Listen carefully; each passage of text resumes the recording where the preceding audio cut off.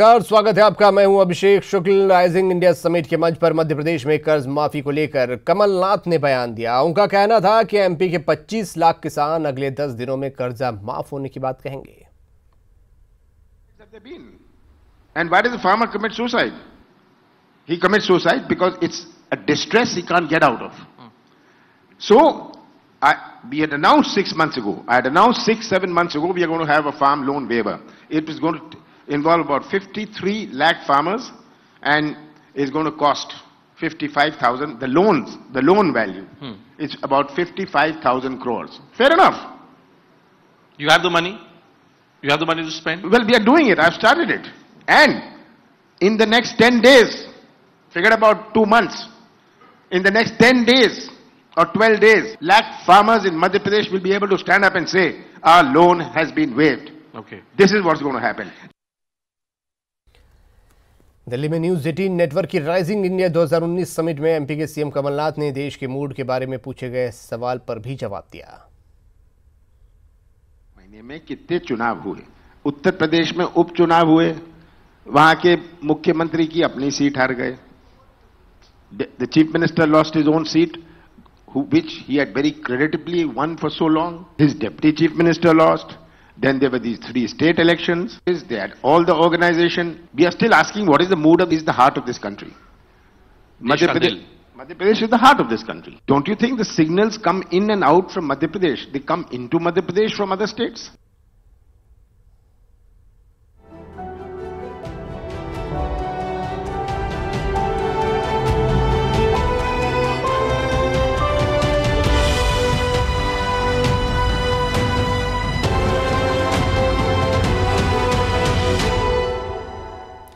आर्थिक संकट से जूझ रही एमपी सरकार खर्च चलाने के लिए एक बार फिर बाजार से कर्ज लेने जा रही है। सरकार बाजार से 1000 करोड़ रुपए का कर्ज लेगी। कर्ज के लिए मंगलवार को आरबीआई में गवर्नमेंट स्टॉक की नीलामी होगी। खास बात यह है, सरकार इस बार पिछली बार के मुकाबले ज्यादा ब्याज दर पर कर्ज लेने जा रही है।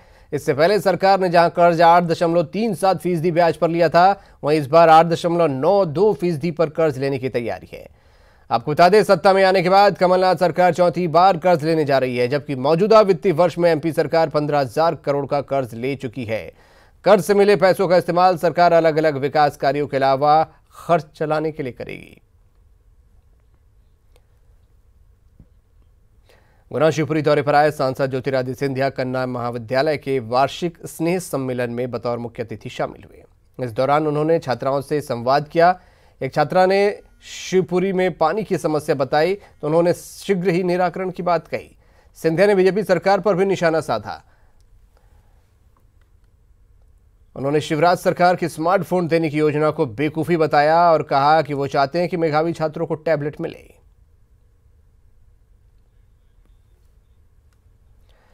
हरदा जिले के प्रभारी मंत्री पीसी शर्मा आज जय किसान ऋण माफी योजना की शुरुआत करने हरदा पहुंचे। मंत्री पीसी शर्मा ने यहां लाभान्वित किसानों को योजना का प्रमाण पत्र सौंपा। आंकड़ों के मुताबिक हरदा जिले में अब तक पहले चरण में 15,000 किसानों के 40 करोड़ के ऋण माफ किए गए हैं। आज हरदा जिले में हमने पहले हंडिया और अभी हरदा में, इसके बाद खिड़कियों की सिरा ली। आज की तारीख में लगभग 15,000 किसानों को हम प्रमाण पत्र दे रहे हैं और ये लगभग इस पूरे उसमें उनका 40 करोड़ से ऊपर पैसा उनके उसमें चला जाएगा। और जब पूरा ऋण माफी हो जाएगा तो हरदा जिले अकेले में ही 3,000 करोड़ से ऊपर का किसानों का कर्जा माफ हो जाएगा। सूबे में कमलनाथ सरकार बनने के बाद बीजेपी मेयरों की मुश्किलें बढ़ चुकी हैं। राज्य के 16 नगर निगमों में बीजेपी के मेयर हैं। इन मेयरों का आरोप है कांग्रेस सरकार उन्हें उचित सम्मान नहीं दे रही और उनके कामों में रुकावट पैदा कर रही है। इसीलिए बीजेपी के राष्ट्रीय उपाध्यक्ष और पूर्व सीएम शिवराज सिंह चौहान ने इनकी लड़ाई लड़ने की ठान ली है। चौहान ने सभी 16 मेयरों को मंगलवार को भोपाल बुलाया है। वो इनसे चर्चा के बाद आगे की रणनीति तैयार करेंगे।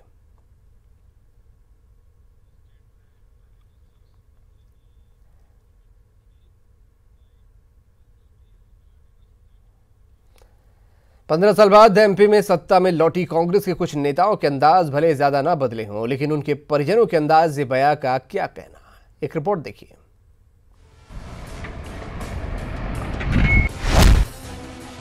चमकती गाड़ियों का काफिला, गाड़ी पर फूल माला,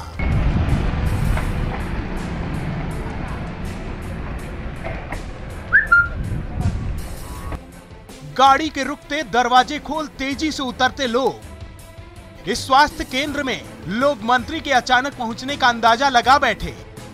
अब इन तस्वीरों को देखिए। मरीज का हालचाल लेती, अस्पताल की व्यवस्था को समझाती ये हैं सविता राजपूत। इनका परिचय ठीक से बता देते हैं। पहली बार मंत्री बने गोविंद सिंह राजपूत की ये पत्नी हैं। गोविंद सिंह राजपूत राजस्व एवं परिवहन विभाग के मंत्री हैं। जैसी नगर समुदाय केंद्र पर ये अचानक अपने समर्थकों के साथ पहुंची और व्यवस्था का औचक निरीक्षण किया। जी हाँ, ठीक सुना आपने, औचक निरीक्षण। गोविंद सिंह राजपूत अस्पताल की व्यवस्था से नाखुश। मंत्री जी की श्रीमती जी ने बिल्कुल मंत्री वाले अंदाज से ही अधिकारियों को फटकार लगाई, व्यवस्था को चाक चौबंद करने के निर्देश दिए। खुद सुनिए। यहाँ बहुत सारी कमियां हैं। यहाँ देखिए आप कि कितना मच्छर पनप रहा है। आज मरीज सुरक्षित नहीं है। मरीज को जो आज टॉयलेट देखिए, इतनी स्मेल आ रही है कि आज चच्चा और बच्चा का दोनों का क्या हाल होगा। जब हम एक सेकंड खड़े नहीं हो पाए तो आज उन लोगों को स्मेल के कारण कितनी बीमारियां पनपेंगी, ये तो कुछ पता ही नहीं। हाल ही में गोविंद सिंह राजपूत ने भोपाल में स्कूली बसों का औचक निरीक्षण किया था। मंत्री जी ने बच्चों से बातचीत की थी, टॉफियां बांटी थी, नियमों का पालन न करने वालों बसों पर कार्रवाई भी की थी। मीडिया में मंत्री जी के कदम की चर्चा भी हुई थी। पति के कंधे से कंधा मिलाकर चलने वाली सविता जी को अब कौन बताए कि गोविंद सिंह राजपूत ने जो कुछ किया वो उनका काम था, जबकि वो जो कर रही हैं वो सत्ता की हनक माना जाएगा। वैसे श्रीमती जी सियासत को बाखूबी समझती हैं। जरा सुनिए कैसे बीजेपी के शासनकाल पर निशाना साधा। अब भैया धीरे धीरे होगा ये तो सब सुधार। अभी 10 साल तो बीजेपी की सरकार रही, 15 साल, अब उसी का ये नतीजा है। पहले तो हमने इतना ध्यान नहीं दिया। आज मैं पहली बार आई हूँ। मैंने बेड जब दिया था, स्वास्थ्य विभाग अस्पताल बनवाई थी, 30 और 5 डॉक्टर थे। अब ये जब से बीजेपी की सरकार बनी है तो डॉक्टरों की कमियां हो गई। कहा यह जा रहा है कि गोविंद सिंह राजपूत जब से मंत्री बने हैं उनका विधानसभा क्षेत्र का दौरा कम हो गया है। ऐसे में पति की भूमिका को पत्नी ने अपना लिया है। जनता की परेशानी को जानने समझने में कोई बुराई नहीं है, लेकिन सवाल ये है कि अधिकारियों को निर्देश वो किस हैसियत से दे सकती हैं, कमियों को पूरा करने का भरोसा किस आधार पर दे सकती हैं। ये सवाल भले ही किसी ने उनसे ना पूछा हो, लेकिन हम तो पूछेंगे।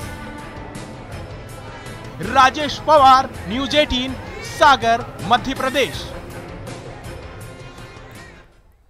छत्तीसगढ़ के बाद रमन सिंह के महत्वाकांक्षी योजना को सरकार ने बंद कर दिया है। वहीं अब रेत खदानों पर तीसरी आंख से नजर रखी जाएगी। इसके साथ ही सरकार गांव में साफ पानी के लिए जल प्रदाय योजना भी लागू करेगी। विधानसभा सत्र के 12वें दिन सदन में कई मुद्दों पर चर्चा हुई, लेकिन सबसे ज्यादा चर्चा रमन सरकार की महत्वाकांक्षी स्काई योजना के बंद करने पर हुई।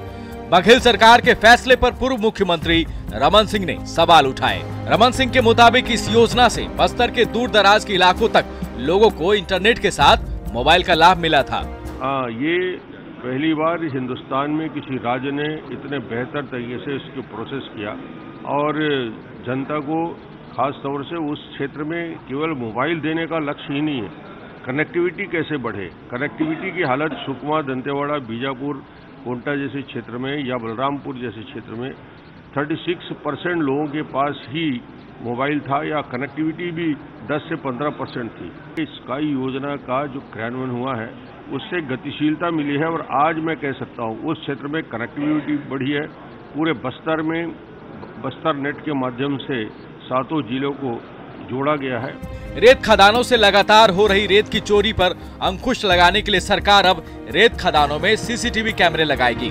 हालांकि इससे कितना फायदा होगा ये तो पता नहीं, लेकिन विपक्ष ने राज्य में रेत माफिया बढ़ने की संभावना जरूर जता दी है। वहीं अरपा नदी में खनन पर रोक लगाने की मांग जेसीसीजे के नेता धर्मजीत सिंह ने की। लोगों को सस्ते दर पे भी मिले और रॉयल्टी भी सरकार को मिले, पंचायतों के भी अधिकारों को सुरक्षित रखें, उससे जो होने वाले जो लाभ है वो भी मिले। इसलिए प्रत्येक खदान में सीसी कैमरा लगाया जाएगा। जो टेंडर प्रक्रिया है, फिर उसके रेट के निर्धारण और उसकी कनेक्टिविटी को जो उद्देश्य टावर खड़ा करने और मोबाइल और उसमें निजी ऐप का उपयोग किया गया है, निजी व्यक्ति के, चाहे नमो ऐप है। मुख्यमंत्री जी जो घोषणा की है, लेकिन ऐसा लगता है कि दूसरे दिन आप समाचार पत्रों में आप लोगों ने देखा कि 1500 रुपए रेट में वृद्धि हुई है और आने वाले समय में इसमें और माफियाओं के हाथ में जाने की संभावना है। मैंने ये कहा है कि अरपा की स्थिति बहुत दयनीय है, वहाँ रेत है ही नहीं, और अगर फिर से रेत खनन का काम शुरू किया जाएगा तो पूरी अरपा नदी उजाड़ हो जाएगी और वो उसको जमीन दिखने लगा है। तो उन्होंने कहा कि मेरी चिंता बहुत जायज है और वो इस पर ध्यान देंगे और कम से कम रेत घाट खोले जाएं, इसके लिए वो आदेश करेंगे। सदन में आज मंत्री रुद्र गुरु के विभागीय अनुदान पर भी चर्चा हुई। पीएचईडी विभाग हर गांव में साफ पानी के लिए सोलर पंप के जरिए पानी लोगों तक पहुंचाएगी। वहीं सुपेबेड़ा में जल प्रदाय के लिए 1 करोड़ रुपए का आवंटन किया गया है। Bureau report, news 18 Raipur.